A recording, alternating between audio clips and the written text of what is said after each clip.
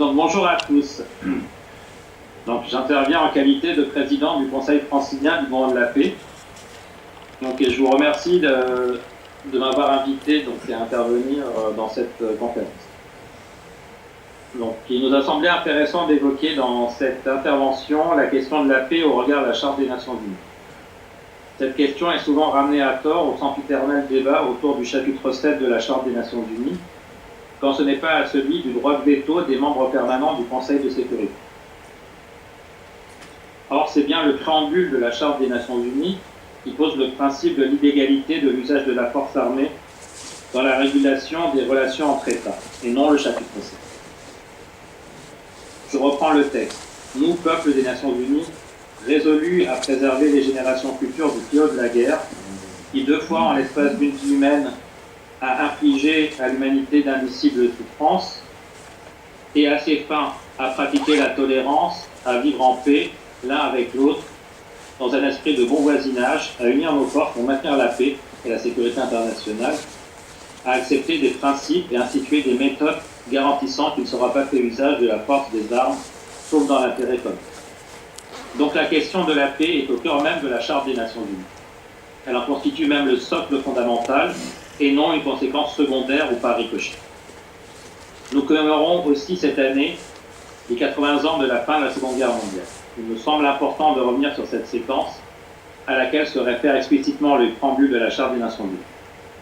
Il s'agit d'une guerre qui fit entre 60 ou 80 millions de morts, dont près de la moitié en Europe de l'Est et plus du tiers en Asie. Les peuples soviétiques et chinois payèrent un tribut humain particulièrement lourd dans ce conflit et apportèrent une contribution essentielle à la défaite des barbaries nazies et impérialistes japonaises. Cette réalité est trop souvent oubliée, voire occultée, plutôt trop souvent minorée, voire occultée, ouvrant la voie au révisionnisme historique, voire au négationnisme. C'est d'ailleurs de là que vient le statut de membre permanent du Conseil de sécurité des Nations Unies, dont bénéficient les 5 principaux vainqueurs, entre guillemets, de la Seconde Guerre mondiale.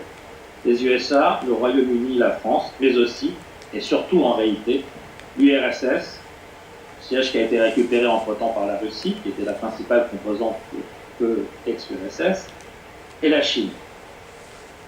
Et c'est de là aussi, indirectement, que découle ce qu'on qualifie de droit de veto. Cette centralité de la question de la paix dans la Charte des Nations Unies est d'ailleurs confirmée dans les 2 premiers articles de la Charte. Article 1, les buts des Nations Unies sont les suivants. Petit 1, maintenir la paix et la sécurité internationale, et à cette fin, prendre des mesures collectives efficaces en vue de prévenir et d'éviter les menaces à la paix et de réprimer tout acte d'agression ou autre rupture de la paix, et réalisé par des moyens pacifiques, conformément au principe de la justice et du droit international, d'ajustement ou de règlement de différends ou de situations de caractère international susceptibles de mener à une rupture de la paix. Petit 2, développer entre les nations des relations amicales fondées sur le respect du principe de l'égalité de droit des peuples et de leur droit à disposer d'eux-mêmes, et prendre toute autre mesure propre à consolider la paix. Article 2, l'Organisation des Nations Unies et ses membres, dans la poursuite des buts énoncés à l'article 1, doivent agir conformément aux principes suivants. Petit 2, voilà, je passe le petit 1, et les membres de l'organisation règlent leurs différends internationaux par des moyens pacifiques, de telle manière que la paix et la sécurité internationale ainsi que la justice ne soient pas mises en danger. Petit 3, les membres de l'organisation s'abstiennent, dans leurs relations internationales, de recourir à la menace ou à l'emploi de la force, soit contre l'intégrité territoriale ou l'indépendance politique de tout État, soit de toute autre manière incompatible avec les buts des Nations Unies.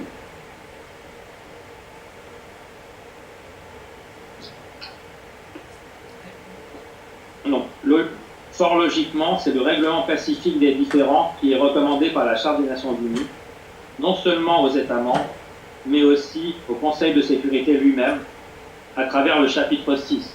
Avant le chapitre 7, dont on parle beaucoup, il y a un chapitre 6, qui n'est pas sans intérêt. Chapitre 6, qui est intitulé « Règlement pacifique des différends », correspond à un certain nombre d'articles de la Charte des Nations Unies, à commencer par l'article 33, Les parties à tout différent dont la prolongation est susceptible de menacer le maintien de la paix et de la sécurité internationale doivent en rechercher la solution, avant tout par voie de négociation, d'enquête, de médiation, de conciliation, d'arbitrage, de règlement judiciaire, de recours aux organisations ou accords régionaux, ou par d'autres moyens pacifiques de leur choix. Petit 2. Le Conseil de sécurité, si le juge nécessaire, invite les parties à régler leurs différends par de tels moyens. Et donc, en principe, en cas d'échec des efforts de règlement des différends, peut être activé le chapitre 7 de la Charte des Nations Unies. Ça aussi, on l'oublie quand même bien souvent. Le chapitre 7, qui est d'ailleurs intitulé « Action en cas de menace contre la paix, de rupture de la paix ou d'acte d'agression ». Alors, moi je vais reprendre deux des articles, l'article 39 et l'article 40. Article 39, le Conseil de sécurité constate l'existence d'une menace contre la paix, une rupture de la paix ou d'un acte d'agression, et fait des recommandations ou décide quelles mesures seront prises conformément aux articles 41 et 42 pour maintenir ou rétablir la paix ou la sécurité internationale. Article 40. Afin d'empêcher la situation de s'aggraver, le Conseil de sécurité, avant de faire les recommandations, de décider des mesures à prendre conformément à l'article 39, peut inviter les parties intéressées à se conformer aux mesures provisoires qui jugent nécessaires ou prioritaires. Ces mesures provisoires ne préjugent en rien les droits, les prétentions ou les positions des parties intéressées. En cas de non-exécution de ces mesures provisoires, le Conseil de sécurité tient dûment compte de cette défaillance.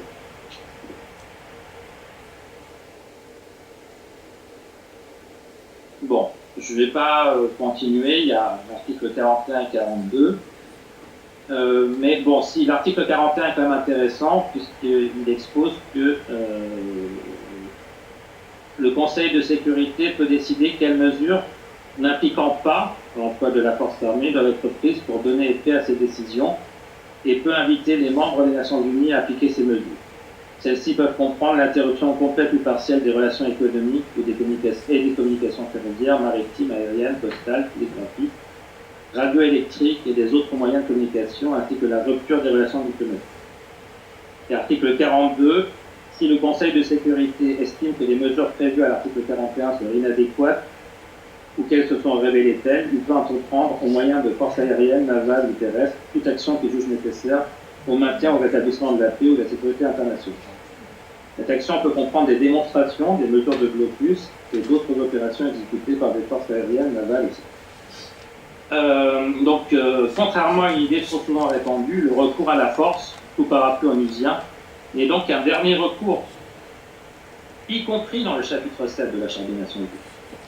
Un certain nombre de dévoiements, voire de détournements de l'usage du chapitre 7 pour justifier des opérations militaires contestables doivent être soulevés afin d'éviter une vision parfois trop naïve sur ce sujet. De la résolution 181 de l'Assemblée générale des Nations unies proposant un plan de partage de la Palestine, à la résolution 1973 du Conseil de sécurité portant sur l'instauration d'une, entre guillemets, zone d'exclusion aérienne en Libye, en passant par les résolutions 82 à 84 du Conseil de sécurité concernant la guerre de Corée, le chapitre 7 de la Charte des Nations Unies a pu être invoqué de manière très contestable quand il n'a pas été défait. Sur ce plan, il n'est pas sans intérêt de rappeler quelques fondamentaux de l'Organisation des Nations Unies.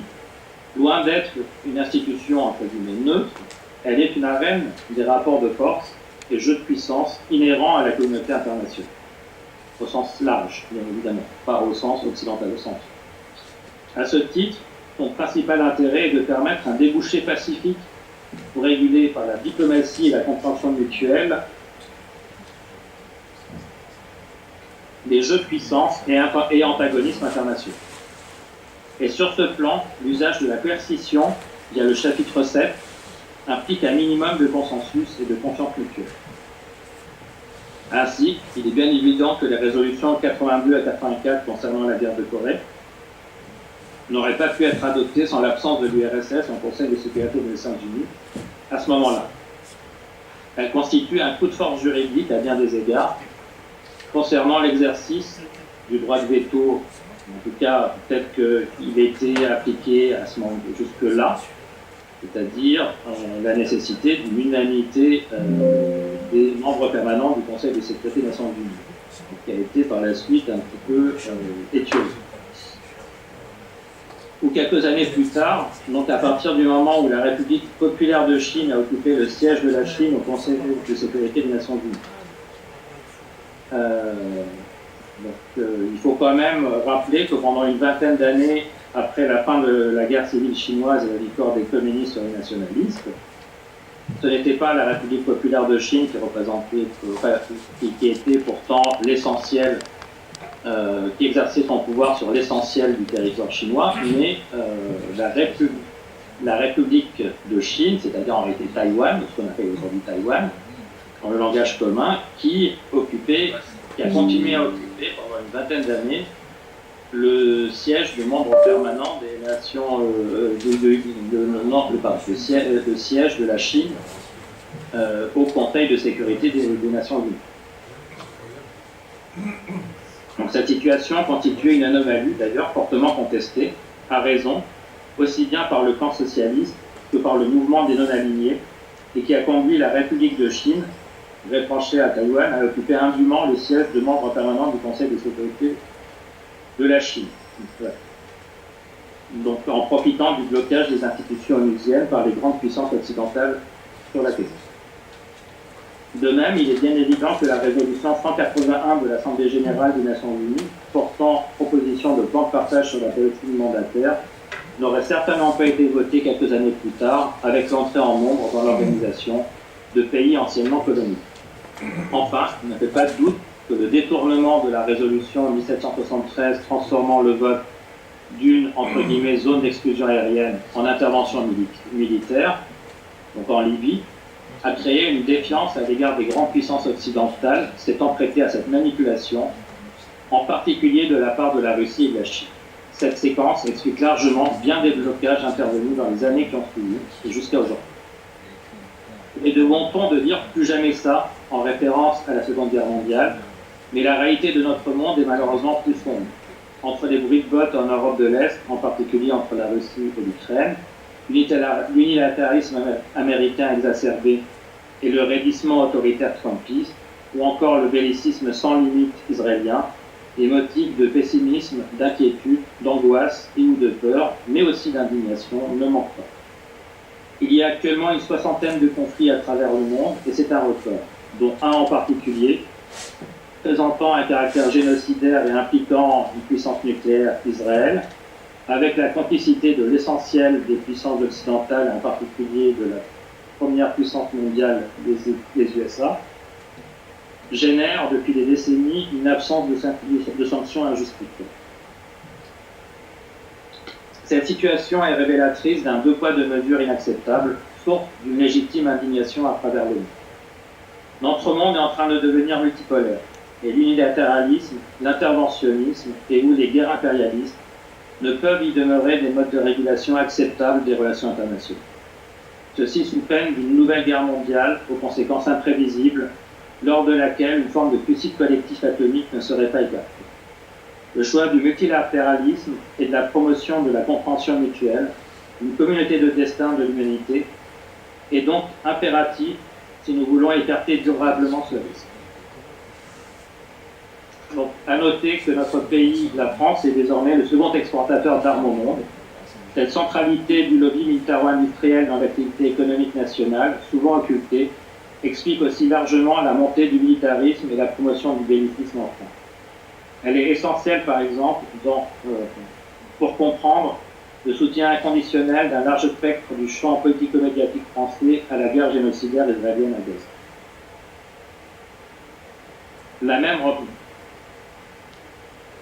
Donc une transition pacifiste de l'économie française, en particulier de son tissu industriel, s'impose si nous voulons sortir notre société de l'emprise toxique des marchands de mer.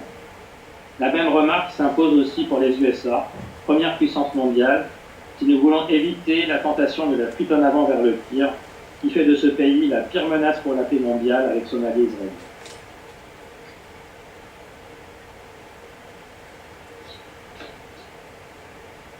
Voilà. Merci beaucoup, Djihad Wachid, je rappelle président du Conseil francilien du mouvement de la paix. en quelque sorte. Et je trouve qu'il y a effectivement entre les générations de journalistes qui est la mienne et la nouvelle génération de journalistes, il y a quelque chose qui est différent. Vous allez me dire tant mieux, parce que heureusement que les jeunes ne ressemblent pas aux vieux. Mais je pense qu'il y a un saut qui n'est pas tout à fait qualitatif, dans le sens où, et c'est pas complètement de la faute des nouvelles générations de journalistes, dans la mesure où l'information est devenue une arme politique tout à fait redoutable.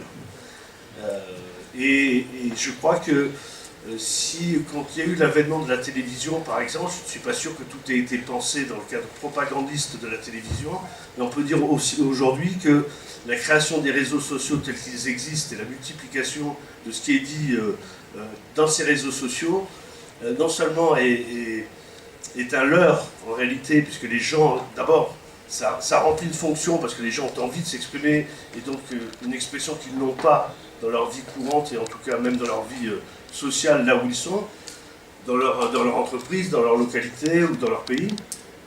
Mais je pense que ces réseaux sociaux ont été créés justement pour semer le trouble, pour que tout soit dit et rien ne soit dit en réalité.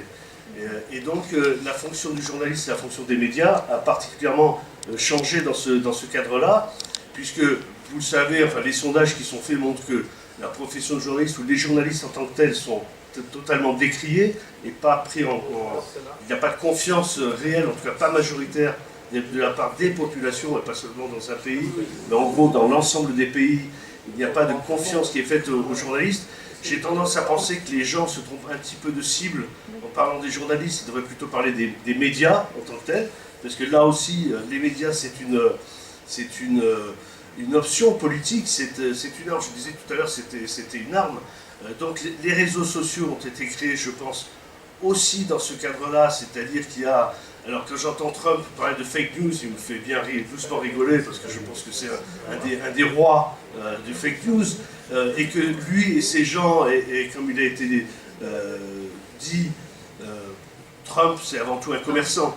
Donc c'est l'argent, lui c'est... Enfin, hier soir il y avait une conférence avec Sophie Bessis, organisée aussi par les Amis de la Liberté, qui était particulièrement intéressante aussi sur le capitalisme religieux en quelque sorte, et le capitalisme commerçant. Trump c'est le capitalisme commerçant, qui commerce très bien avec le capitalisme religieux. Et donc ces grandes idéologies-là, qui sont détenues par les gens qui ont l'argent. Musk il a racheté X, et c'était un grand copain de Trump, jusqu'à ce qu'ils s'engueulent entre eux, évidemment, parce que pour des raisons diverses et variées. Mais donc on voit bien que c'est eux qui contrôlent les flux, en réalité, de tout ce qui est dit. Et dedans, il n'y a pas de contrôle. Alors vous allez me dire, pas de contrôle, ça veut dire liberté? Ben, je pense que pas obligatoirement. Pas obligatoirement, parce que je pense qu'il faut, comme dans les sociétés, il faut des règles. Et les règles aujourd'hui ont été fixées par ceux qui détiennent ces tuyaux, en fait. Et donc on voit bien ce qu'ils veulent régimenter et de quelle manière ils veulent instrumentaliser la pensée. Donc on en est là de cette évolution, d'autant plus que depuis une quarantaine d'années au moins, et on l'a plus vu avec la première guerre du Golfe en 91, l'information c'est aussi une arme de guerre en fait. Et tout ce qui s'était passé, notamment avec la création de CNN à cette époque-là, donc les chaînes d'information continuent, et le fait de donner une information tout le temps, comme si les gens avaient besoin d'une information 24 heures sur 24, minute par minute, c'est aussi exactement un leurre. Mais en faisant ça, il contrôle les choses. Et donc, la fonction du journaliste, en réalité, a changé. Elle a changé par la volonté idéologique de le faire, et aussi par l'omniprésence de l'image et de la télévision, qui a commencé à supplanter, en réalité, la presse écrite. Et la presse écrite qui, par nature, est plus à même et plus susceptible de donner de la cohérence, de donner de l'intelligence, de donner de la compréhension à ce qui se passe, l'image faisant plus appel à l'affect, en réalité, et on sait que l'affect, c'est peut-être pas toujours le meilleur vecteur pour penser et pour réfléchir.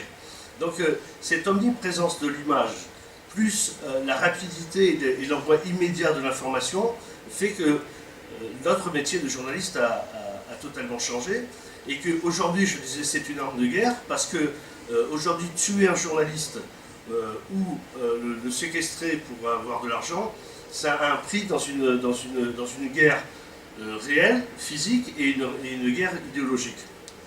On voit bien, est-ce qu'il y a un peu d'eau qui traîne par là? De l'eau.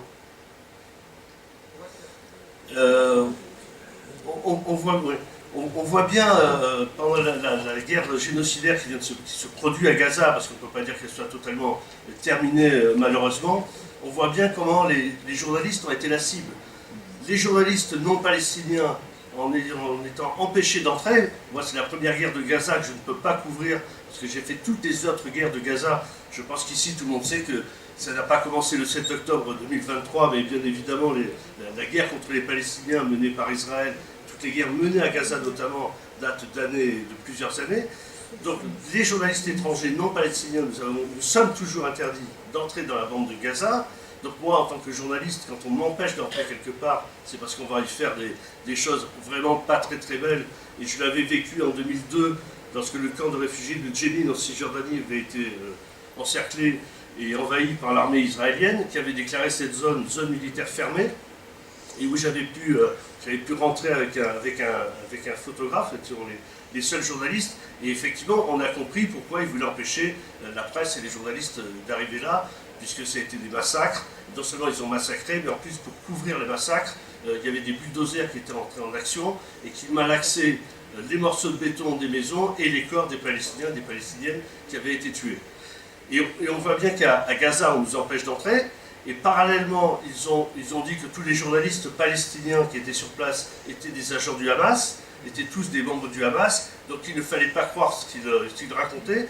Mais pour être sûr qu'on n'aille pas croire ce qu'ils racontaient, on les a tués, puisqu'il y a plus de 200 journalistes palestiniens qui ont été tués dans la bande de Gaza à ce jour, qui en fait un des endroits, enfin dans l'histoire, c'est l'endroit où il y a le plus de journalistes qui ont été tués en quelque temps. Donc on voit bien l'importance de l'information, l'importance des journalistes. Mais aujourd'hui, dans nos sociétés occidentales, on ne demande pas aux journalistes qui vont sur le terrain, en réalité, de faire de l'analyse. On leur demande de faire ce que j'appelle de la couleur, c'est-à-dire de rapporter des images. Et pas de faire de l'analyse, pas d'analyser. Moi, personnellement, dans les articles que je fais, dans les reportages que je réalise, j'essaie de mêler, justement, la vie des gens, de faire comprendre comment la vie d'individus ou de familles ou de groupes est aujourd'hui touchée par un environnement qui est un environnement politique, même si ça peut être de guerre, et donc d'en donner la signification politique à travers la vie quotidienne des gens. Ça, je peux le faire parce que je suis journaliste à l'UMA. Il y a certains médias où c'est impossible de le faire, et particulièrement en audiovisuel. Et donc il y a une baisse de compréhension politique de fait de la part des journalistes, qui se double d'une chose qui à mon avis est très, très grave, c'est que jusqu'à encore pas très longtemps, je vais prendre un peu d'eau, jusqu'à il y a encore pas très longtemps, et officiellement, le journalisme est encore une profession à laquelle on peut accéder sans avoir fait d'école de journalisme. Merci. Ce qui, d'une certaine manière, est un gage de mixité sociale dans la composition du corps journalistique. Aujourd'hui, être embauché sans avoir fait d'école de journalisme, c'est impossible. Or, les écoles de journalisme, certes, on apprend un peu de technique, mais moi je pense que le fond du métier de journaliste, c'est d'aimer aller à la rencontre des autres, de comprendre qu'on n'est pas le centre du monde, même si on est blanc, mâle et français, comprendre qu'il n'y a pas une vérité révélée et qu'au contraire on s'enrichit du contact des autres. Donc c'est un peu égoïste comme façon de faire, je l'avoue, mais je pense que le fond du métier de journaliste, c'est ça. Donc ça ne s'apprend pas dans une école. On peut apprendre quelques techniques d'audiovisuel, de machin, mais pour le reste ça ne s'apprend pas. Or, on ne demande plus aux journalistes de faire ça, donc de comprendre le sens politique de l'endroit où ils se trouvent, et donc il y a dans ce qu'ils vont rendre, il y a cette perte-là de compréhension. Et par exemple, quand on parlait ce matin de la Cour internationale de justice, quand vous parliez ce matin de la Cour internationale de justice ou de la Cour pénale internationale, je me suis rendu compte que la plupart des journalistes ne connaissaient pas grand-chose à tout ça. Moi-même, j'avais fait de droit, mais la question de la Cour internationale de justice, de la Cour pénale internationale, soulève aujourd'hui un certain nombre de questions qui sont évidemment politiques, qui ont été aussi soulevées ce matin par Robert Charvin. Quand on parle effectivement de l'ONU, où c'est quelques c'est un peu en dehors des gens. C'est censé représenter le monde entier, mais c'est un peu en dehors de la compréhension des gens et surtout de l'intervention des gens. Et quand on parle de la Cour internationale de justice ou de la Cour pénale internationale, on se dit mais quels moyens ont-ils pour faire appliquer leurs décisions? Or, ils n'en ont pas. C'est à discrétion de chaque pays de le faire appliquer, et on voit bien qu'on retourne à la question politique qui fait que les pays ne le font pas. Ou quand ils le font, il y a des raisons politiques. On le voit bien entre les sanctions prises contre la Russie, par exemple, et les non-sanctions prises contre Israël. Sur le fait que Benjamin Netanyahou, il a quand même pu survoler la France dans son avion pour se rendre aux États-Unis, pas la dernière fois, mais l'avant-dernière fois, puisque la dernière fois, ils comptaient le faire, mais au dernier moment, ils ont changé leur plan de vol pour ne pas survoler la France, parce qu'ils se sont dit, bon, on ne sait jamais, mais on voit bien qu'il y a une impunité. Or, la traduction de cette impunité qui est faite, c'est de vider, d'une certaine manière, le droit international de son contenu, de sa substance, puisque les gens disent, eh ben, ça ne sert à rien. Or, les gens qui disent ça ne sert à rien sont des gens qui voudraient que le droit international, enfin je parle de cela, disons, qui voudraient que le droit international soit utilisé et serve à quelque chose, et en disant, et en rejetant maintenant ce qui se passe, en disant ça ne sert à rien, rejoignent en fait le camp de ceux qui n'en veulent plus du tout de droit international et qui ne veulent plus de régulation du tout dans les rapports internationaux.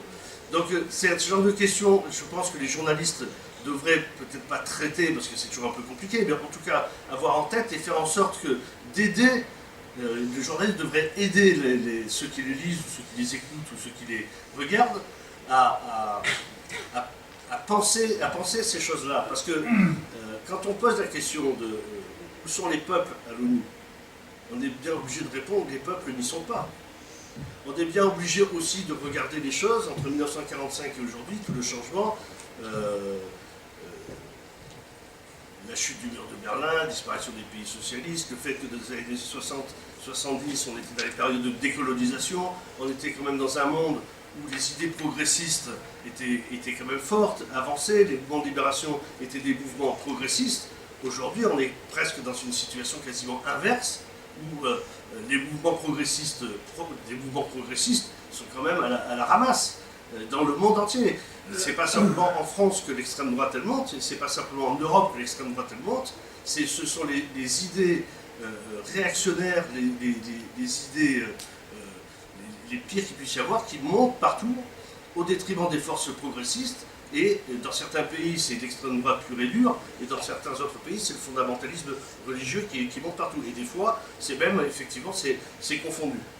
Et donc, il y a quand même beaucoup de difficultés pour les gens, mais aussi pour les journalistes, à comprendre ce qui est en train de se passer, d'autant plus que, mais on voit les résultats de toutes les attaques qui ont été portées, notamment sur le système éducatif en France, sur le fait que, par exemple, l'histoire, les gens ne connaissent plus l'histoire. Et les jeunes journalistes ne connaissent pas l'histoire. Donc quand moi je leur dis, je dis dans des débats ou dans des conférences, je leur dis, mais moi je suis journaliste à l'humanité. Moi ce que j'écris sur Israël, sur ce qui se passe au Proche-Orient, c'est pas parce que je dénonce la politique israélienne que je suis antisémite. Or on me traite d'antisémite parce que je dénonce la politique israélienne. Je dis, mais c'est quand même le monde à l'envers. J'appartiens à un journal qui a été fondé par Jean Jaurès, député socialiste, parce que c'était avant 1920, qui a été un Dreyfusard, quelqu'un qui a défendu le capitaine Dreyfus, qui a été viré de l'armée française parce qu'il était juif. Et aujourd'hui, quand je vois un Bardella ou une Marine Le Pen défendre la politique israélienne, eux qui sont les héritiers de Charles Maurras et de Léon Daudet, qui étaient des anti-Dreyfusards, qui étaient des antisémites finis, je me dis que c'est le monde à l'envers quand même. Et en fait ça, c'est pas tellement connu par les jeunes générations. Je disais tout à l'heure sur les... Peut-être qu'il faut m'arrêter, c'est juste trop long. Je disais tout à l'heure sur les écoles de journalisme. Pourquoi est-ce qu'il faut passer pourquoi est-ce qu'il faudrait maintenant être dans les écoles de journalisme? Et je regrette même dans mon journal, maintenant c'est aussi ça. Parce qu'en fait c'est un cadrage. C'est là où on met d'équerre les journalistes pour penser les choses comme il le faut. Parce que, évidemment, qui sont les intervenants dans les écoles de journalisme? C'est ceux qui sont déjà les bien-pensants. Et donc, on alimente la machine toujours de la même manière. Or, moi, je peux dire, parce que j'ai connu à l'UMA une rédaction où il y avait des journalistes qui ne venaient pas d'école. Moi-même, je n'ai pas fait d'école de journalisme, mais je ne viens pas non plus du monde ouvrier, donc j'étais à la fac. Mais j'ai connu à l'UMA des journalistes, des très bons journalistes, qui venaient du monde du travail. Qui venaient vraiment du monde du travail, qui étaient des ouvriers, qui ont été formés comme ça, et qui sont devenus journalistes. Et donc, leur vision des choses, la sensibilité qu'ils avaient en allant couvrir, que ce soit à l'international ou au national, hein, des grèves chez les ouvriers, ou même la sensibilité qu'ils peuvent avoir quand ils voient une guerre qui se produit, et savoir vers qui ils vont se tourner pour essayer de comprendre mieux les choses, eh ben, c'est des gens qui ont une autre expérience que des mecs comme moi qui sortent de l'université, même si je suis communiste, ou d'autres qui ne sont absolument pas, ou de ceux qui en font quasiment pas de la politique. Voilà. Et l'autre, après je termine, et l'autre danger, évidemment, c'est dans la non-compréhension des choses, ou dans la non-volonté de développer, c'est d'être uniquement sur des slogans. Et ça peut exister aussi beaucoup à l'extrême gauche, c'est-à-dire de mobiliser des gens sur un affect, et je disais tout à l'heure ce que je pense de l'affect. Je sais bien qu'André Breton disait, en voyant certains tableaux, qu'il avait des aigrettes de sueur sur les tempes, mais je ne pense pas que la politique, on puisse la faire de cette manière-là. Et je pense que ce n'est pas suffisant d'avoir simplement des slogans pour essayer d'entraîner des foules sans y mettre du contenu et sans penser réellement à ce que ça veut dire pour demain. Et je pense que le journalisme, y compris en participant à ce genre de colloque ou en écoutant ce que vous dites, c'est aussi de s'enrichir de ça et de donner aux gens qui nous lisent, qui nous regardent ou qui nous écoutent, la capacité de compréhension, parce qu'on parlait on parle de l'éducation, on parle de l'éducation comme possibilité d'émancipation, notamment pour les femmes. Dans certains pays, c'est grâce à l'éducation que les femmes ont pu s'émanciper et peuvent encore s'émanciper. Je crois que l'éducation permanente, je crois qu'elle est très importante et que la presse devrait jouer ce rôle-là. Et donc, ça pose la question de la pluralité de la presse dans notre pays. Merci.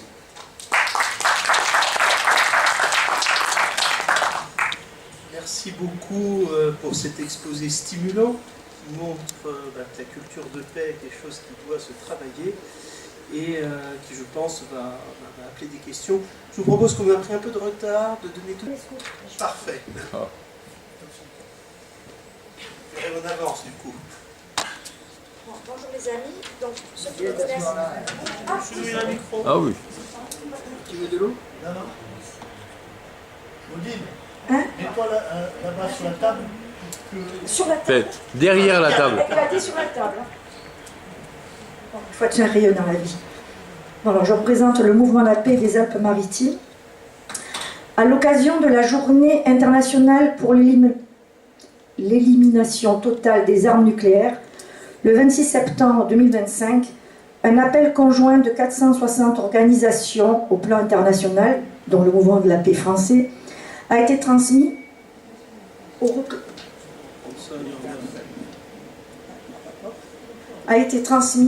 aux représentants des États membres de l'Assemblée générale de l'ONU. Je vais donc vous lire l'appel. L'Organisation des Nations Unies, créée il y a 80 ans, a affirmé le désarmement nucléaire comme une priorité absolue dans sa toute première résolution. En 2013, frustrée par l'absence de progrès, l'Assemblée générale des Nations Unies a déclaré le 26 septembre Journée internationale pour l'élimination totale des armes nucléaires.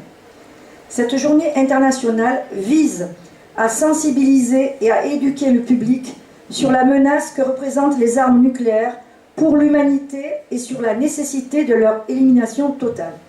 Chaque année, le 26 septembre, l'ONU organise également une réunion de haut niveau des dirigeants mondiaux afin de discuter de mesures urgentes et efficaces pour parvenir au désarmement nucléaire mondial.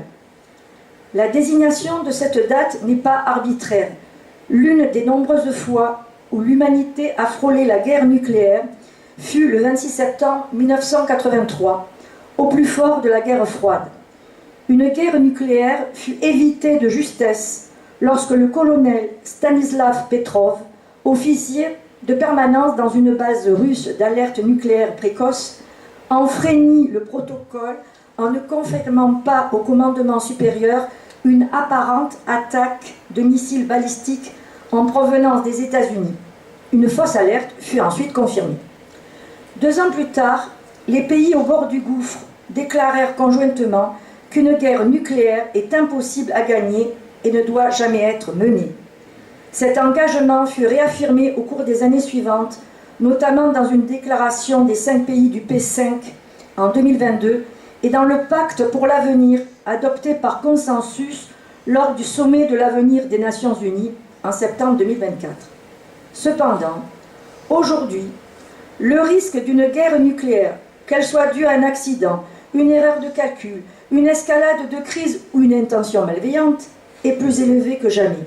L'horloge de la fin du monde approchant de plus en plus de minuit qu'en 1983. L'utilisation d'armes nucléaires par l'un des 9 États dotés de l'arme nucléaire ou par leurs alliés nucléaires aurait des conséquences humaines, économiques et environnementales catastrophiques. L'utilisation d'une infime partie des 12 500 armes nucléaires présentes dans les stocks mondiaux pourrait mettre fin à la vie telle que nous la connaissons. En outre, les 100 milliards de dollars américains dépensés chaque année pour les armes nucléaires sont indispensables pour soutenir le rétablissement de la paix, la protection de l'environnement et d'autres besoins urgents de l'humanité et de la planète, tels qu'exprimés dans les objectifs de développement durable.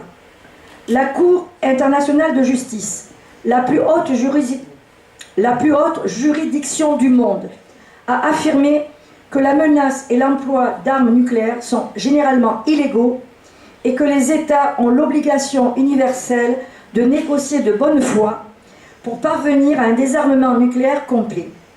Les États qui dépendent actuellement des armes nucléaires pour leur sécurité ont l'obligation de remplacer ces politiques par des approches fondées sur le droit international et la sécurité commune, comme le prévoit la Charte des Nations Unies. Le pacte pour l'avenir comprend des engagements visant à prévenir la guerre nucléaire et à parvenir à l'élimination totale des armes nucléaires. Les États membres de l'ONU devraient profiter de la journée internationale pour l'élimination totale des armes nucléaires et de la réunion plénière de haut niveau des Nations Unies, le 26 septembre, pour annoncer des plans concrets visant à atteindre ces objectifs. Alors l'appel commence. Nous, sous-signés, appelons donc les dirigeants, les législateurs et les responsables à tous les niveaux de gouvernance, locale, municipale, étatique, nationale et régionale, à affirmer que la menace ou l'emploi d'armes nucléaires est inadmissible, encourager les États dotés d'armes nucléaires et leurs alliés à prendre des mesures concrètes pour mettre en œuvre cette obligation, notamment en retirant leurs forces nucléaires et en adoptant des politiques visant à ne jamais déclencher une guerre nucléaire. Parvenir à l'élimination totale des armes nucléaires au plus tard à l'occasion du centenaire de l'ONU en 2045 et à prendre immédiatement des mesures, notamment par le biais de négociations multilatérales pour mettre en œuvre cet engagement. Réduire les budgets consacrés aux armes nucléaires et mettre fin aux investissements publics et privés dans l'industrie des armes nucléaires.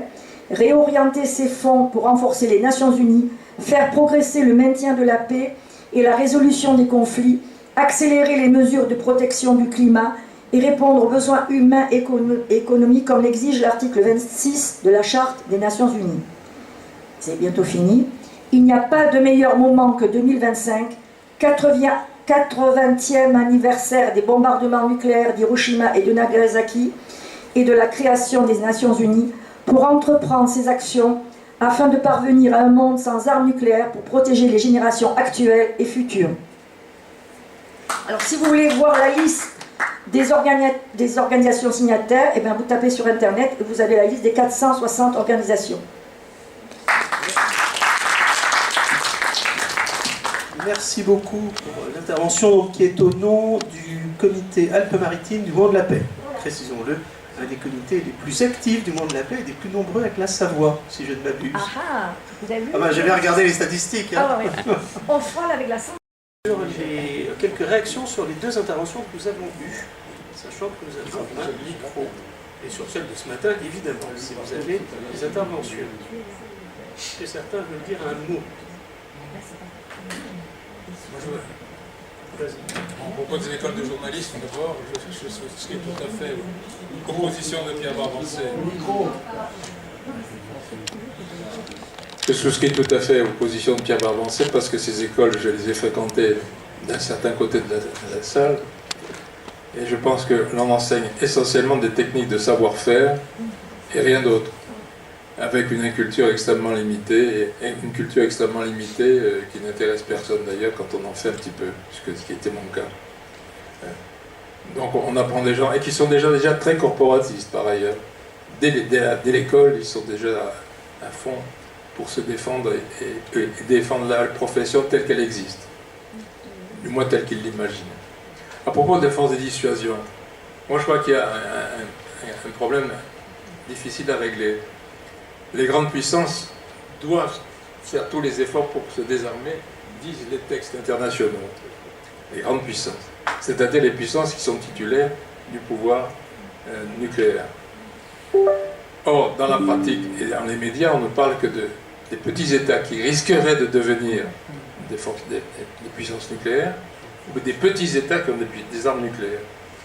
Et il est évident que pour les petits États, dans la situation actuelle du monde, c'est une force réelle de dissuasion. En Libye, par exemple, il est absolument clair que si Kadhafi avait prolongé ses projets d'armes nucléaires, il serait encore là, quels que soient les prétendus mouvements populaires qui se sont produits à Benghazi à l'origine. Pour la Corée du Nord, à l'évidence, depuis qu'elle a l'arme nucléaire, elle se sent plus confortable au plan politique. Et elle ose davantage de liens. Et par exemple, elle se dégage, malgré les apparences, de l'importance pour elle de la Russie et de la Chine. Ce qui, pour un pays qui est très préoccupé de souveraineté, n'est pas négligeable. Et ainsi de suite. On ne parle par ailleurs jamais de l'arme nucléaire d'Israël qui a été obtenue grâce aux Français, et notamment à Alstom. Jamais. Pourtant, ils la possèdent depuis un bon moment. Donc le problème est compliqué. Est-ce que doit primer la souveraineté des petits États? Est-ce que doit primer l'impérialisme des grandes puissances? Qu'est-ce qu'il faut faire? Parler simplement de l'arme nucléaire en général, je crois qu'il faut mettre en accusation d'abord et avant tout les grandes puissances titulaires de l'arme nucléaire qui menacent effectivement la plupart des autres États dans le monde et leur indépendance. Dans la mesure d'ailleurs où il est clair que la première frappe ne peut être que inefficace. Et donc il y a toujours une réplique nécessaire, et donc une guerre mondiale se généralise très vite. C'est les grandes puissances qui sont éventuellement responsables, et c'est elles sur lesquelles il faut faire pression, à mon avis, de manière extrêmement prioritaire. Merci pour cette intervention. On peut retrouver les... C'est bon? On passe pas la vidéo. Ok. On a un problème, certaines vidéos ne passent pas parce qu'il y a l'histoire des droits d'auteur dans tout ça public. Ah, d'accord. Je suis bloqué, il y avait la vidéo d'octobre 1949, ça fait 10 minutes. Chez moi, ça se passe bien. Et là, c'est refusé. On peut le faire après pour le c'est elle qui est l'auteur. C'est elle le compositeur. Ouais, mais je n'ai pas cette vidéo. Le droit d'autre personne. Et si ça pose des problèmes, on la joue pour Oui. Y a-t-il d'autres interventions? Oui.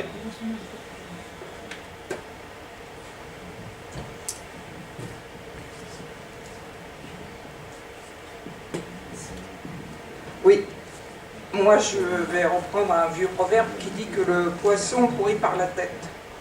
Et ce matin, j'étais un petit peu scandalisée par le courage qu'a eu quelqu'un de dénoncer au sein même de l'ONU.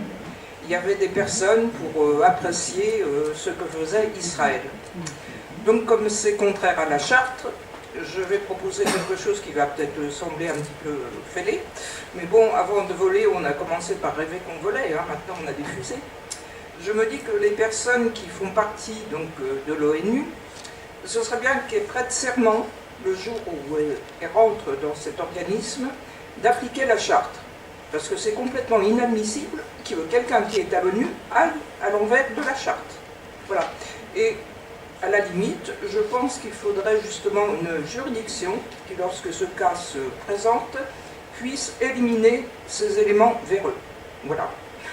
C'est un rêve, mais je pense que les juristes devraient mettre ça dans leurs petits neurones et que peut-être on peut arriver à quelque chose pour que l'organisme soit plus sain. Voilà.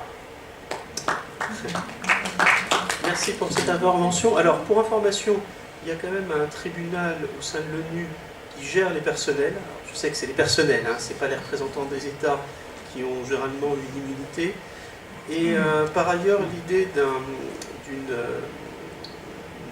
serment, ça existe pour un certain nombre de professions. En France, ça se fait notamment pour un certain nombre de professions judiciaires, aussi le serment d'Hippocrate des médecins, donc c'est quelque chose qui en droit a une certaine portée, c'est pas une idée, C'est pas trop farfelu. Voilà, exactement. Mais après, il faudrait voir, je ne sais pas si certains pourraient répondre, sur le tribunal des Nations Unies, qui peut intervenir dans certains cas, et je pense notamment, par rapport aux agences, s'il manque à leurs devoirs et obligations. Il me semble que ça pourrait intervenir.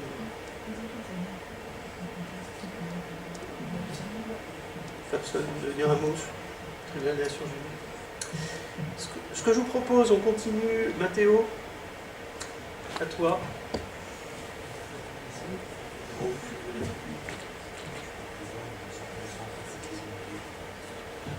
Je veux bien le garder jusqu'à la fin, mais peut-être qu'il peut servir à quelqu'un d'autre.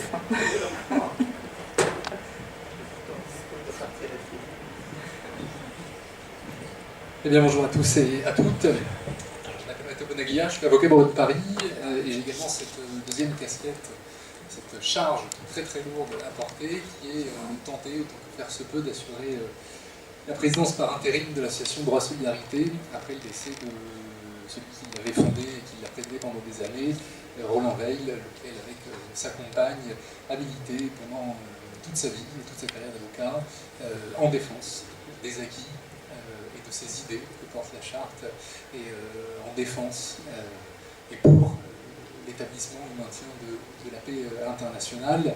Ça a été pour le jeune garçon qui rêvait de devenir avocat un modèle, également un menteur politique et un directeur de conscience politique extrêmement rigoureux. Et donc j'ai par la suite tenté autant que faire se pouvait d'inscrire ma pratique professionnelle dans les idées et dans le cadre que j'avais pu développer au sein de cette association Droit Solidarité. C'est ce qui m'amène aujourd'hui à vous parler de paix, de la charte, et à poser la question de comment arriver, comment tenter d'établir cette paix, de la maintenir, et quels sont les moyens à notre disposition. Et l'un des principes qui est transversal dans cette charte des Nations Unies est que pour poursuivre cet objectif, l'un des moyens les plus importants et les plus fondamentaux est celle du désarmement. On l'a évoqué à travers la question du nucléaire, mais il n'y a pas que le nucléaire. La charte, son article 26 d'ailleurs, confie le soin au Conseil de sécurité des Nations Unies et au Conseil d'état-major que de mettre en place des programmes et que de poursuivre cette idée d'un désarmement et d'une régulation du commerce mondial des armes.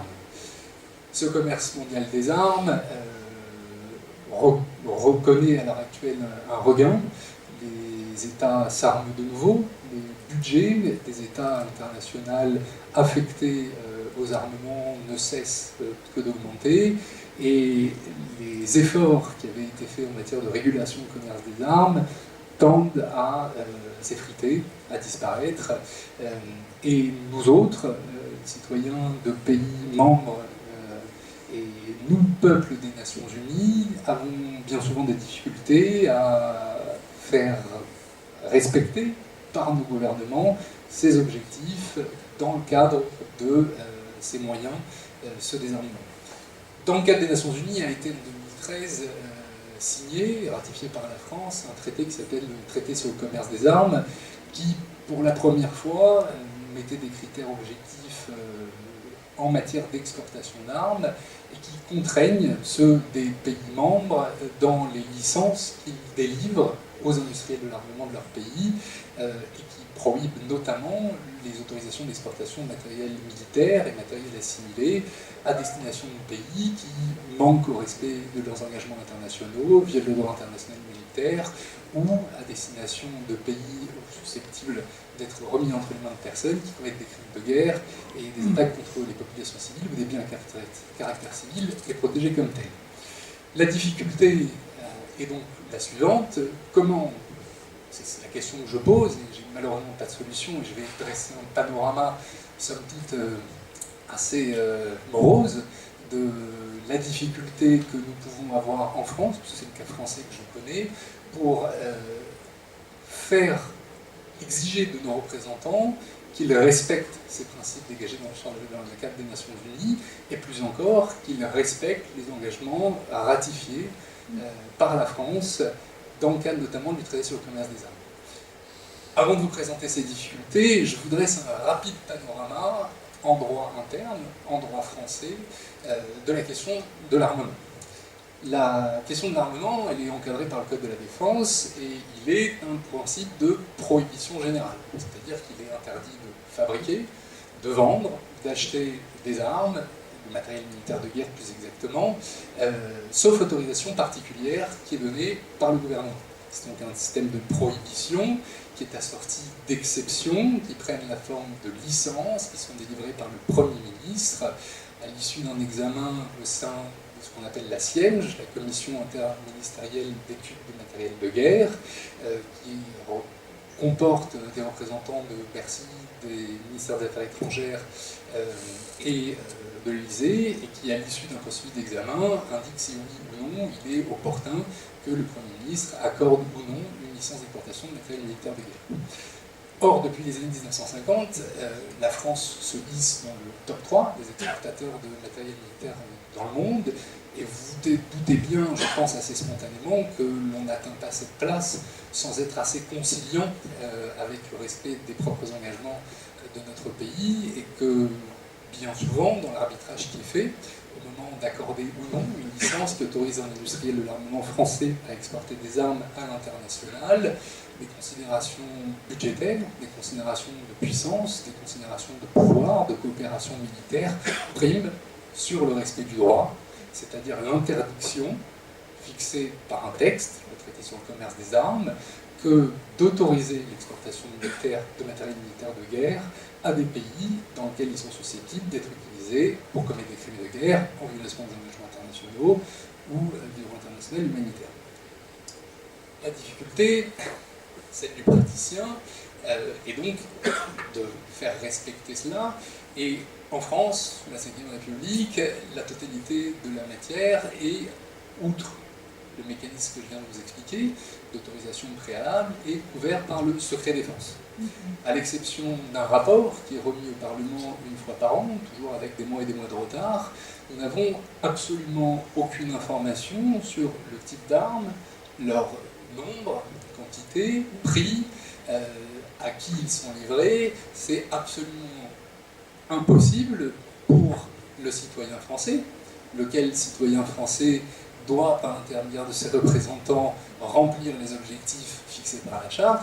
Il est absolument impossible de savoir quelles sont les décisions qui sont prises par le gouvernement en matière d'autorisation d'exportation d'armes. À ce secret se couple un dispositif pénal dit de compromission du secret de la défense nationale qui permet en plus de poursuivre, de mettre en examen et même de condamner des personnes qui, de près ou de loin, ont porté atteinte au secret de la défense nationale. Ça a été le cas pour des journalistes récemment, par exemple les journalistes de Disclose, qui est un consortium de journalistes d'investigation, qui ont, par exemple, à l'époque du conflit, de la guerre au Yémen, et des exportations militaires que faisait la France à destination des pays de la coalition sunnite qui intervenaient militairement au Yémen, une note de la direction du renseignement militaire a été dévoilée par une journaliste de Disclose, laquelle a été immédiatement convoquée à la DGSI, a été mise en cause du chef de compromission de défense et dans des affaires un petit peu plus récentes, toujours cette même journaliste a même été mise en examen. mes clients, des personnes, des associations que je représentais dans les juridictions administratives, les juridictions dans lesquelles j'ai produit cette note, ont été convoquées par les GSI et ont été mises en cause et se sont vus accusés de compromission du secret de la défense nationale pour avoir utilisé des informations qui pourtant avaient été rendues publiques dans le cadre de contentieux administratifs. Donc, non seulement on ne sait rien, mais on ne peut pas savoir, et si on le fait, on commet une infraction pénale, et en outre, c'est ça le pire avec cette infraction pénale, quand bien même le secret est diffusé, il n'est plus un secret puisqu'il a été transmis par voie de presse dans le cadre de la note de la DRM, quand bien même cette information serait devenue publique, eh bien, on ne peut pas la manipuler, on ne peut pas l'utiliser, on ne peut pas la discuter, sinon on est quand même coupable de la commission de cette infraction de compromission du secret de la défense nationale. À côté de ça, se posent les questions pour le praticien souhaite, à la demande de l'association qui le mandate, exiger de la France qu'elle respecte les engagements qu'elle a souscrits en matière de commerce des armes, le praticien va se heurter à une autre problématique. La problématique de la justiciabilité de ce type de licence qui autorise un industriel de l'armement français à exporter des armes à l'international. Qu'est-ce que c'est que la justiciabilité? C'est la possibilité d'aller voir un juge et lui demander d'exercer son office. Eh bien, en la matière, on a une tradition en France, vieille comme le monde, depuis un arrêt Prince Napoléon de 1800 et quelques, selon lequel, dans certaines matières, lorsque sont en jeu la conduite des relations internationales de la France, eh bien, le juge administratif dit qu'il n'est pas compétent pour connaître de ce qui, en dernière analyse, relève de la raison d'État.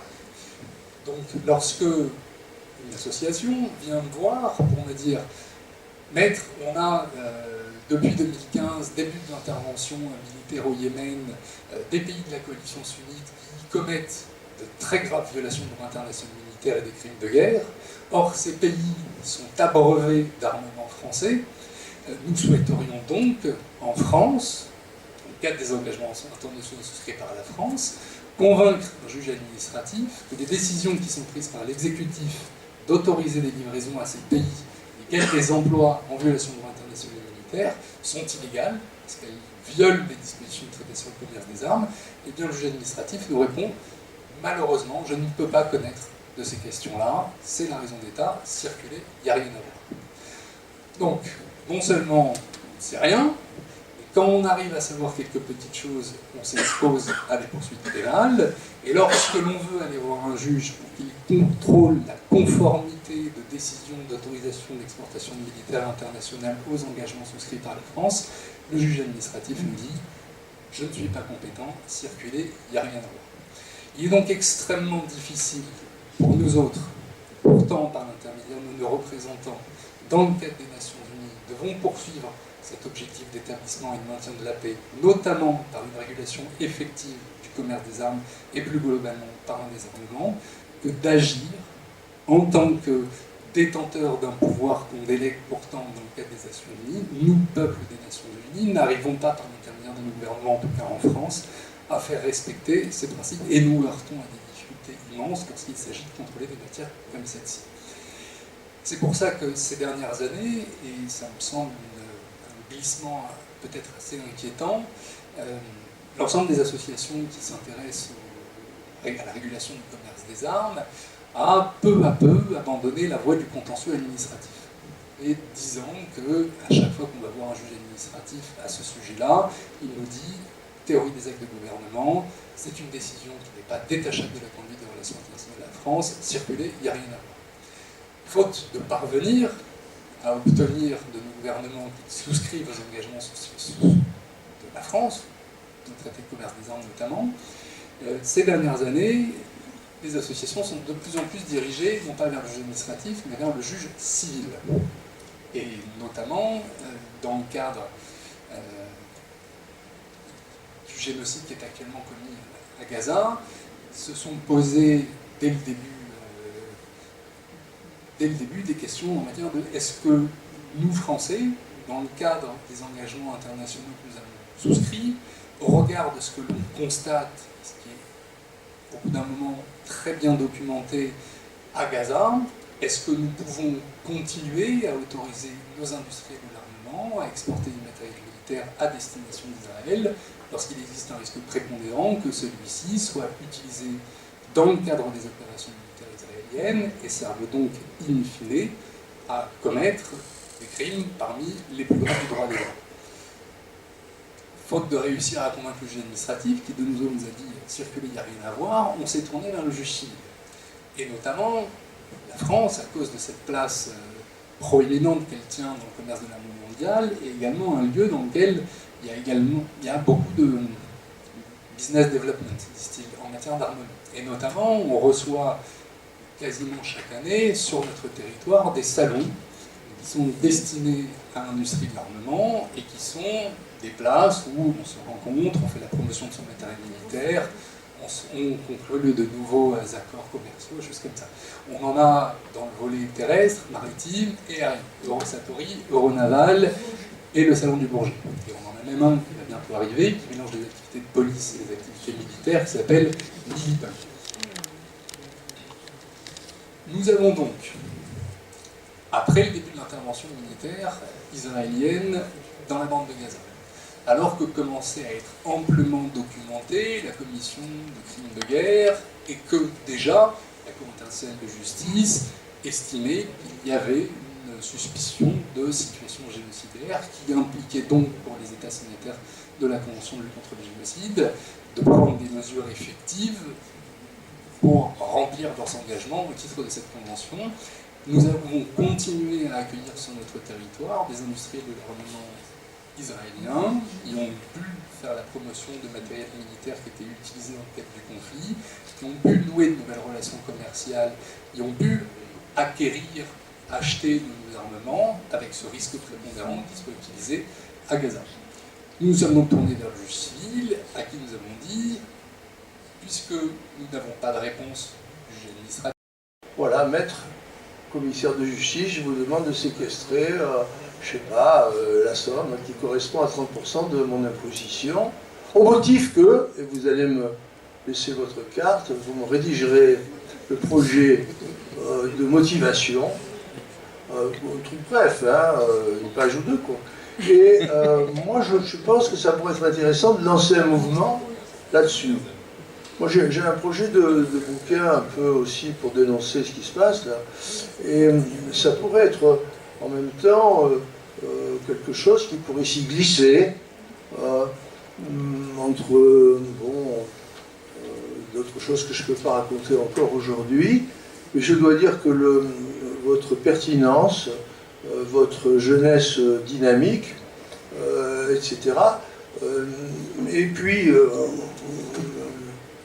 la question de ce monsieur m'invite à vous inviter à lever la main dans la salle ceux qui seraient favorables à séquestrer une partie de leurs impôts. Tu vois, le vote à main levée, Robert, s'il te plaît, observe.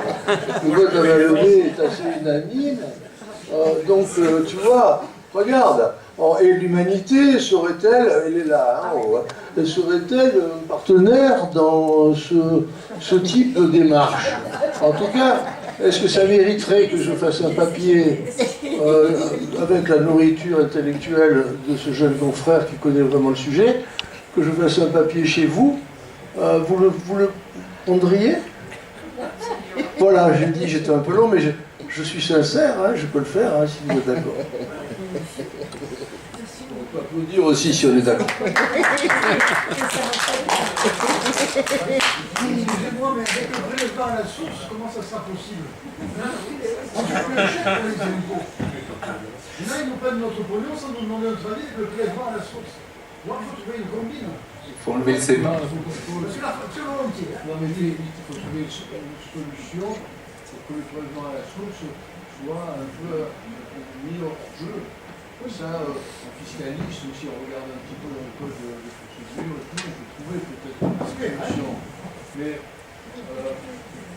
peut-être que dans sa déclaration, on peut écrire que dans la déclaration, pour l'année suivante, on sous-déclare, je ne sais pas, la somme de temps qui va correspondre à un impôt ciblé, et donc cet impôt ciblé, on va le séquestrer immédiatement chez un commissaire de justice sur la base du texte que lui va nous rédiger. En tout cas, c'est le minimum qu'il peut faire pour sortir de la... Voilà. Non, mais je comprends que si on cherche à faire du juridisme sur le droit fiscal, la procédure fiscale, quand on est face à une colline, une montagne d'illégalité et on a de la théorie des actes du gouvernement, hein, on peut aussi à côté rechercher à faire des choses qui sont peut-être imparfaites, mais qui ont le mérite de, comment dire, s'interroger, amener les populations à s'interroger et amener à tous ces gens qui sont épars, qui ne savent pas comment agir, de peut-être faire là quelque chose. Alors bon, je ne suis pas rentré dans cette salle avec cette idée, hein, mais devant la fraîcheur de ce qui a été dit par celui-ci et par celui-là, je ne serais plus résister à partager avec vous ce questionnement. Oui. L'intérêt, c'est surtout médiatique. Mais évidemment. Médiatique, et que chaque Français prenne conscience qu'il est co-responsable de ce qui se passe dans le monde. Alors, pendant la guerre de 14, on les fusillait. Aujourd'hui, ils auront droit à des contrôles fiscaux. Mais il y a une partie des gens que, je pense, ceux qui ont la chance d'avoir reçu une éducation, ceux qui sont dans l'enseignement, ceux qui ne sont pas dans des professions où ils peuvent être torturés fiscalement. Je dirais que peut-être il y a là quelque chose qui peut, je veux dire, par rapport au silence pesant, par rapport à la monstruosité de la déformation de la réalité qui est faite par les médias, ça pourrait peut-être amener chez des gens de bonne volonté à faire quelque chose. Moi, je ne suis pas proche de l'UMA pour un certain nombre de raisons, mais elle a sa fonction. Je la respecte. Et si le journaliste qui est là voulait reprendre un peu cette idée, on pourrait essayer de le faire de manière qui ne soit pas, comment dire, immédiatement étiqueté politiquement, mais qui soit plutôt l'écho d'un mouvement plus large de gens qui, basiquement, disent c'est dégueulasse, ça ne peut pas durer, quoi. Et pendant que ça dure, moi, je ne paye pas mon impôt. Bon, vous avez vu la sortie du bouquin, là, pour 20 balles, sur le grand détournement. Hein, le gouvernement a distribué 200 ou 300 milliards d'euros en crédits d'impôt, subventions, etc. Et puis il y a un sénateur communiste et un sénateur LR qui, en janvier, ont essayé de comprendre. Ils ont fait des enquêtes. C'est la base de ce rapport sénatorial, d'ailleurs, qui a déclenché l'ouvrage des journalistes du Nouvel Obs. Ils ont fait une enquête à Bercy, a dit, ben non, nous on a un dossier, on a des imprimés, on envoie l'argent parce que bon, l'imprimé satisfaisait au truc. Bon. Et après, qu'est-ce qui devient cet argent? Ah ben on ne sait pas. Alors on va demander aux entreprises, elles répondent secret des affaires. Alors voilà 273 millions à peu près qu'on ne sait pas comment ils ont été utilisés, notamment avec la magnifique combine du crédit pour recherche. Les petites entreprises n'ont pas le moyen. Moi, je suis avocat, je ne peux pas faire du crédit pour recherche. Pourtant, je fais que des recherches. On ne trouve pas toujours. Et donc, si vous voulez, et alors, à côté, on vous organise depuis 4 mois un travail parlementaire avec des dissolutions, des changements de Premier ministre et tout le bordel, sur la base de 42 milliards qui manquent. Non mais, voilà, j'ai dit, j'étais un peu long, vous m'avez excité et c'est une bonne chose, je venais pour ça. Moi, je voudrais ajouter quelque chose, c'est que je suis frappé, ça me rattache à ça, moi, ça me préoccupe, que l'imaginaire politique est extrêmement faible dans les positions critiques. On tourne toujours sur le rond, en rond. Marc dénonçait déjà les redites et les farces, et je pense qu'on est de plus en plus dans une période de farce, parce qu'on répète toujours les mêmes idées qui me paraissent fondées, mais qui ne sensibilisent presque plus personne. Il n'y a qu'à voir le nombre d'adhérents qu'il y a par organisation politique aujourd'hui, dans toute la France additionnée. L'imaginaire politique, ça compte. Ça se renouvelle, le développement qui a été remarquable sur la question de l'exportation des armes en est une illustration. Moi, je ne l'ai jamais vu. Je suis relativement attentif à la presse politique et aux médias et aux revues. Je n'ai jamais vu cette analyse aller jusqu'au bout de sa logique. Et pourquoi? Je pense qu'il y a sûrement suffisamment de gens qui devraient le reprendre en charge à l'intérieur des forces politiques. Pour l'impôt,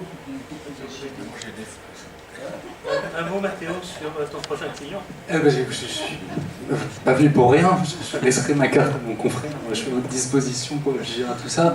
Je vais me prononcer sur le bien fondé de l'idée en l'état, en tout cas, passant quelques recherches préalables, mais en tout cas je suis content de voir que la situation n'est pas si morose en réalité, et qu'il y a encore des idées qui émergent, quant à savoir comment, en qualité de citoyen français, on peut agir sur notre gouvernement pour qu'il fasse respecter et il respecte les engagements internationaux de la France. C'est une bonne chose, puisqu'on échoue complètement devant les tribunaux, que le contentieux n'est pas une voie de sortie favorable à ces problématiques-là, de voir qu'il y a des initiatives chez les dockers, ou qu'il peut y avoir d'autres initiatives citoyennes, comme par exemple conseiller une partie du montant de l'impôt, aussi longtemps que la France ne met pas son action en conformité avec ses engagements internationaux. Voilà des bonnes idées à explorer. Je mets une pause là-dessus, je ferai une petite consultation, on verra ensuite si c'est envisageable ou pas. Et vrai, je disais que faire rire de la connerie des autres, c'était efficace. On a oublié ça il y a longtemps. Je vous propose qu'on revienne sur une autre séquence qui concerne les femmes. Alors, Marie Debs nous a envoyé une vidéo, 80 ans de lutte pour l'égalité femmes-hommes, et ensuite Élite Boulanger nous parlera des femmes. Je voudrais d'abord remercier l'association Droit Solidarité et l'Union internationale des juristes démocrates pour avoir organisé cette conférence importante, ainsi que pour l'appel à la paix qui va en suivre.